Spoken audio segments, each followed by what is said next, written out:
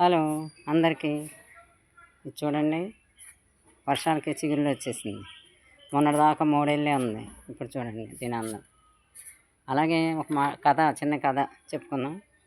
ఒక పారిశ్రామికవేత్త ఉండేవారు. ప్రతిరోజు సాయంకాలం వేళలో సముద్రం ఒడ్డులో నడుస్తూ వెళ్ళేవారు. ఆయనకు రోజు అలవాటు అనమాట. దైవం పట్ల గొప్ప నమ్మకం ఉండేది. నడిచేటప్పుడు ప్రక్కనే 2 పాదాలు నడుస్తూ కనిపించేవి తన పాదాల పక్కన. ప్రతిరోజు ఇలాగే జరిగేది. కొంతకాలానికి ఆయనకి వ్యాపారంలో దెబ్బతిని చాలా పాడైపోయారు.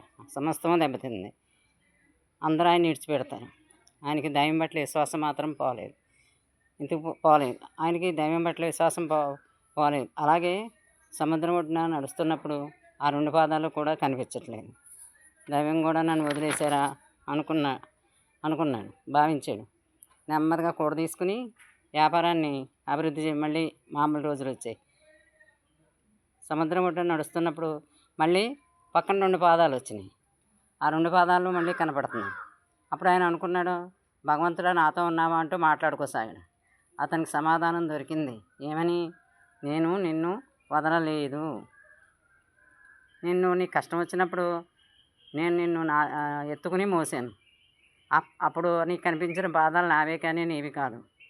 చూసారా మరి దైవం మన కష్టం వచ్చినప్పుడు మనల్ని ఎత్తుకుని మన కష్టాలను తీర్చి మన విశ్వాసాన్ని తీరుస్తాడు. కానీ మన విశ్వాసం ఎలా ఉండాలి? దృఢంగా ఉండాలి. అపనమ్మకంగా ఉండకూడదు. కష్టాలు రాగానే దేవుడా నన్ను వదిలేసేవా అనకూడదు. మనకు తెలియకుండానే గుప్తంగా ఎంతో సహాయం చేస్తాడు. ఎంతో ఇది చేయకపోతే మనం మళ్ళీ ఎలా కూడా తీసుకుంటాం. చూడండి, మొన్నటిదాకా 3 వారిపోయినాయి చిన్ని వర్షపు చిన్నతో చిగిర్చి అందాలు సంతరించుకుని మన జీవితం కూడా అంతే. చెట్టు విశ్వాసం కోల్పోద్దా? అన్నీ ఊడ్చుకుని అలా నిలబడింది. మళ్ళా వసంతం రాకపోయినా వర్షం వచ్చి అందంగా చిగిర్చింది. ఇలాగే ప్రతిదీ మన జీవితంలాగే మొక్కలకి ప్రకృతిని చూసి మనం తెలుసుకోవాల్సింది ఇది. సరేనా? బాగుంది కదా? సరే, మళ్ళీ ఇంకో వీడియోలో కలుసుకుందాం. ఉంటాను.